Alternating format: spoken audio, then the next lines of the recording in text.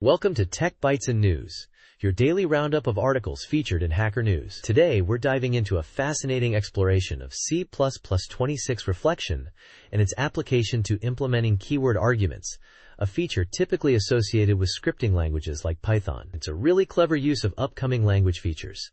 I'm eager to hear this. Keyword arguments in C++? That sounds incredibly challenging.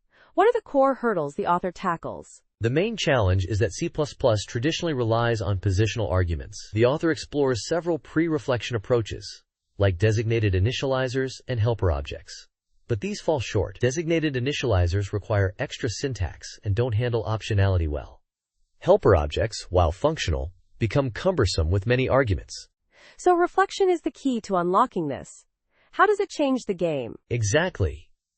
C++26 reflection allows the author to dynamically create types at compile time.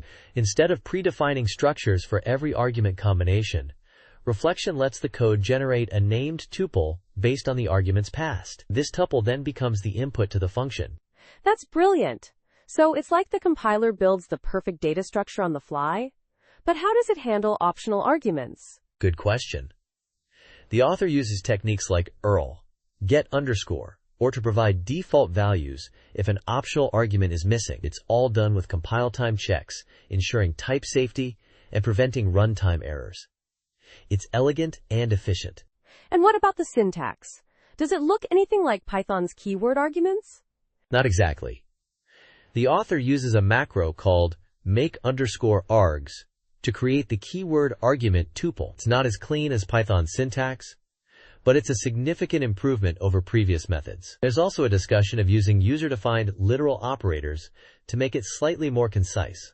I see. The macro approach seems a bit less intuitive, though.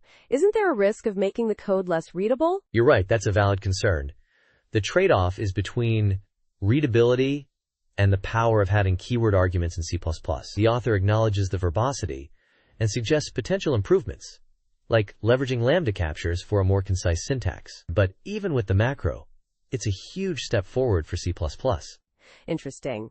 The article also mentions parsing the lambda capture list to get argument names. That sounds complex. It is. The author implements a parser to extract argument names from the lambda's capture list, handling various capture styles, including references. It's a non-trivial task, but it's necessary to overcome the limitation of unnamed lambda captures. The author even discusses handling potential parsing errors. Wow, this is deep. So the whole thing relies on several proposed C++26 features? Yes, it heavily relies on reflection, expansion statements, or a similar helper, and function parameter reflection. The author clearly states that this is all experimental and depends on a specific Clang fork. But the potential is huge. It certainly is. The article even touches on extending this to format strings, right? Yes. The author cleverly adapts the keyword argument approach to work with std, format, transforming the format string to use positional arguments instead of named ones. It's a remarkable demonstration of the flexibility of this technique. This is a fascinating deep dive into the future of C++.